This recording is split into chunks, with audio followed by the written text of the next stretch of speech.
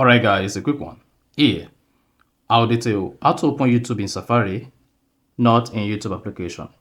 So if you search for, let's say, any term in Safari, instead of the Safari application to open it straight on the Safari browser, if you click on it like this, it's going to open it straight on the YouTube application on your iPhone. So here, I'm going to show you how to limit your YouTube search on Safari to the Safari browser without opening the YouTube application. So if at the end of this you found this offer informative, please don't forget to like and then subscribe.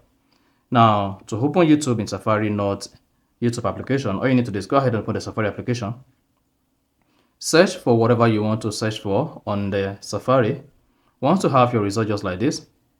Now, to open it in the Safari browser, just press and hold the result and then click on either open a new tab or open in group.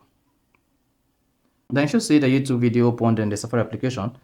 Instead of the YouTube video, to go ahead and open using the YouTube app on your iPhone, then you should see option that says you can still open this in the YouTube application. If you go ahead and click on open here, this is going to transfer this information on YouTube on browser to the YouTube application, and then you're good. So that's exactly how to open YouTube in Safari, not YouTube app. So if you found this offer informative, please don't forget to like and then subscribe.